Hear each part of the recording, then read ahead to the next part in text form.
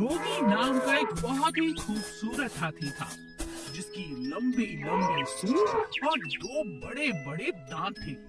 हर कोई उसे पसंद करता था, लेकिन उसके विशाल शरीर के कारण हर किसी के साथ खेलने में वो असमर्थ था। धीरे धीरे हाथी दूसरे जंगलों में जाकर बसने लगे। अब इस जंगल में बस एक ही हाथी बचा था और वो बहुत उदास रहने लगा था। एक दिन हाथी ने फैसला किया कि वो भी बाकी हाथियों की तरह पानी की तलाश में दूसरे जंगल जाकर रहेगा। बस बहुत हुआ। इस गांव में कोई मुझे प्यार नहीं करता, ना तो खेलता है और ना ही यहाँ पर पानी है। इतनी कमी है पानी की। आने वाला मौसम गर्मियों का है, कैसे जीऊंगा? मर जाऊंगा यहाँ रहूंगा तो। चला ही जाता हूँ।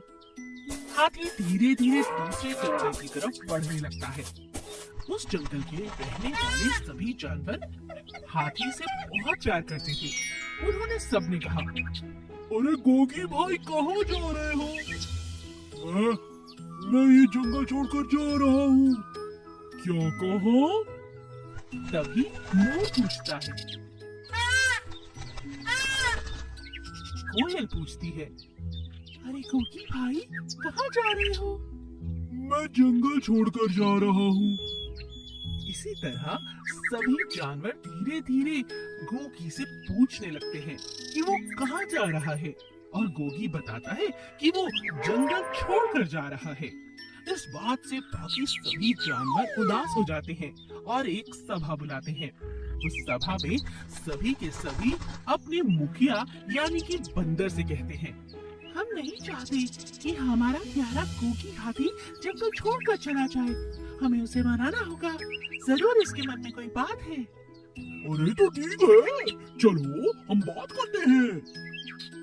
बंदर हाथी का पीछा करता है और एक डाल से दूसरी डाल होते हुए फटाफट वो हाथी को ढूंढ लेता है और हाथी से कहता है, क्या बात है गोगी भाई?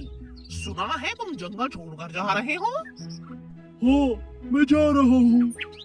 पर क्यों? क्योंकि यहाँ मुझे कोई प्यार नहीं करता। पानी और दोस्तों की बहुत कमी है। ये तुम कैसी बातें कर रहे हो? हम सब तुम्हारे दोस्त हैं। और पानी की क्या बात है? पानी तो कुछ ही दिनों में बरसातों तक आ ही जाएगा। इतना पानी तो है कि इन गर्मियों में तुम यहाँ रह सको। मगर कोई दोस्त नहीं। अरे अरे ऐसी बातें क्यों कर रहे हो? आखिर तुम चाहते क्या हो? मुझे फुटबॉल खेलना है। सभी जानवर ये बात सुनकर जोर जोर से हंसने लगते हैं। फुटबॉल? अरे इतनी सी बात? चलो हमारे साथ गोगी भाई, आज तो फुटबॉल प्रतियोगिता होकर रहेगी जंगल में। सभी जानवरों को गोगी की इच्छा जैसे ही पता चलती है, सब इकट्ठा हो जाते हैं और सब मिलकर गोगी के साथ फुटबॉल खेलने लगते हैं। गोगी को भी खूब मजा आता है। अगले दिन फिर से छोटी सी कोयल पूछती है, अरे गोगी भाई कहाँ जा रहे हो? मैं फुटबॉल खेलने। जंगल में एक ही पेड़ पर एक कौवा और एक तोता रहा करते थे। तोता सारा दिन बातें करता था, गाने गाता था और इस बात से हमेशा ही कौवे को बहुत परेशानी होती थी। एक दिन तोता जोर जोर से बातें कर रहा था। अरे भाई कौवे, चुपचाप क्यों बैठे हो? अरे देखो ना कितना बढ़िया मौसम है। मन तो करता है अमरूद खाऊं, बेर खाऊं और ना जाने क्या क्या खाऊं। और आज क्या इरादा है? कहीं घूमने जा रहे हो या बस बैठे ही रहोगे? जानते हो कल मुझे बिल्ली मिली थी, वो अपनी मौसी के घर जा रही थी, तो मैंने उससे कहा कि तुम क्यों ना मुझे भी अपने साथ ले चलो, पर उसने कहा कि आज नहीं, अगली बार तुम मेरे साथ जरूर चलना। तो जानते हो मैंने क्या कहा? अरे बस बस, कितना बोलते जा रहे हो तोते। तुम्हारी बकवास सुनने का मेरे पास समय नहीं। तुमने तो मेरा जीना मुश्किल कर दिया है। इतनी बातें क्यों करते हो तुम? अरे भाई बातें करना तो मुझे बहुत पसंद है। ओह, तुमने तो फिर से कान खाने शुरू कर दिए। अरे नहीं भाई, कान नहीं, मैं तो अमरूद खाता हूँ। ओह, बस करो, मैं जा रहा हूँ। लेकिन कहाँ? कहीं और जाकर बैठता हूँ। कौवा तोते की बातों से बहुत परेशान था। शाम होने पर जब कौवा अपने पेड़ पर वापस आता है तो देखता है कि तोता कहीं दिखाई नहीं दे रहा। अरे कितनी देर हो गई, कहीं दिखाई क्यों नहीं देता? सो गया है क्या? हर जगह देखने के बाद भी कौवे को तोता नहीं दिखता। फिर अचानक वहाँ से बिल्ली निकलती है। अरे बिल्ली, क्या वो तुम्हारे साथ तुम्हारी मौसी के घर गया है क्या? कौन? तोता, मेरे पेड़ पर जो रहता है, मिट्ठू तोता। अरे तुम जानते नहीं? क्या? आज उसे किसी ने खा लिया है। क्या कहा? किसी ने खा लिया? मगर किसने? ये तो मैं भी नहीं जानती। उसके पंख पेड़ के नीचे ही पड़े थे। तुम यहाँ नहीं थे। उसने तुम्हें बहुत पुकारा। तुम्हें तो बहुत खुशी हो रही होगी। वो बहुत परेशान करता था ना अपनी बातों से तुम्हें। ऐसा मत कहो बिल्ली। कौवा बहुत उदास हो जाता है। कई दिन बीत जाते हैं, कोई उससे बात करने वाला नहीं था। यार मिट्ठू, तुम्हारे बिना इस पेड़ पर रहना बहुत मुश्किल हो गया है। मैं क्या करूं? चलो कहीं घूम कर आता हूँ, थोड़ा दिल तो लगेगा। कौवा घूमता हुआ गांव की तरफ जाता है। वहाँ पर एक कुम्हार छोटे छोटे तोते बनाकर उनमें रंग भर रहा था। अरे देखो कैसे तोते बना रहा है, एकदम मिट्ठू जैसे। अगर मैं एक तोता ले जाऊं और अपने पेड़ पर रख लूं, तो मन को बड़ी तसल्ली होगी कि मिट्ठू मेरे पास ही है।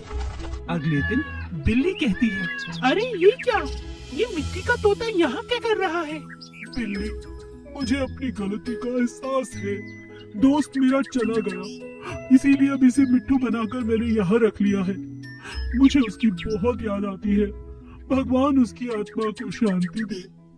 सोनिया नाम की खूबसूरत सी लड़की अपने आंगन में खेल रही थी। उसके आंगन में बहुत सारे गमले थे जिन पर बहुत प्यारे फूल लगे हुए थे। हर रोज वहाँ पर रंग बिरंगी तितलियाँ आती।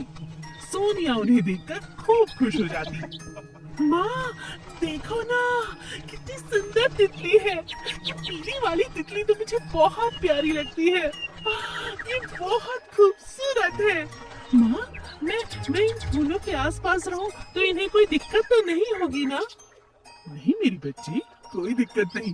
बस इन्हें हाथ ना लगाना, ये बहुत नाजुक होती है। एक दिन तेज तूफान आया और एक तितली घायल होकर गमले के पास पड़ी हुई सोनिया को नजर आती है। सोनिया उसे उठाती है और बड़े प्यार के साथ उसे फिर से फूल के ऊपर रख देती है। तुम तो बहुत घायल हो चुकी हो, तुम्हारा ख्याल कैसे रखो?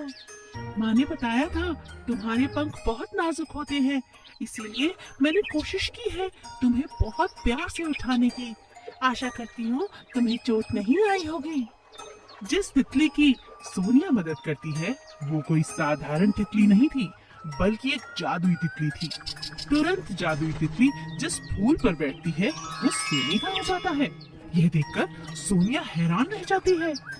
हाँ, कल तक तो ये गेंदे का फूल एकदम सुंदर लग रहा था और बिल्कुल असली लग रहा था, मगर आज ये सोने का कैसे हो गया? और ये तितली तो अभी घायल थी, अब ये बिल्कुल ठीक कैसे हो गई? क्या बात है? तितली मुझे बताओ, आखिर ये जादू कैसे हुआ? अचानक तितली फिर से उड़ती है और सोनिया की किताब पर आकर बैठ जाती है। कुछ ही मिनटों में सोनिया की किताब भी सोने की हो जाती है। हाय राम, मेरी किताब भी सोने की हो गई। क्या कर रही हो तितली? जहाँ भी जाती हो, जिस चीज के भी ऊपर बैठती हो, वो सोने की हो जा रही है। आखिर बात क्या है? तभी तितली से आवाज आती है, सोनिया तुम बहुत प्यारी हो, मैं तुम्हें बहुत पसंद करती हूँ।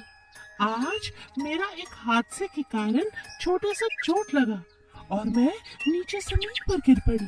अगर आज तुम मुझे ना उठाती तो मैं किसी के भी पैरों तले कुछ नहीं जा सकती थी। आज तुमने मेरी जान बचाई है और तुम जानती नहीं हो कि मुझे वरदान है कि जब भी मैं बहुत खुश हो जाऊंगी और मेरे घाव भरने लगेंगे तो मैं जहाँ पर भी जाकर बैठूंगी वो चीज सोने की हो जाएगी। अब ये सब कुछ तुम्हारा है। सोनिया बहुत सोचती है और उसकी बातें सुनकर बहुत हैरान भी हो जाती है। तो ठीक है, ये जो चित्र मैंने बनाया है इस पर बैठी रहो जब तक ये सोने का ना हो जाए और जब तक तुम्हारा ये घाव ठीक न हो जाए बस यही रहना, मुझे ज्यादा लालच नहीं है। सोनिया खूब खुश हो जाती है। तितली सोनिया के बनाए हुए चित्र पर बैठती है और वो सोने का बन जाता है।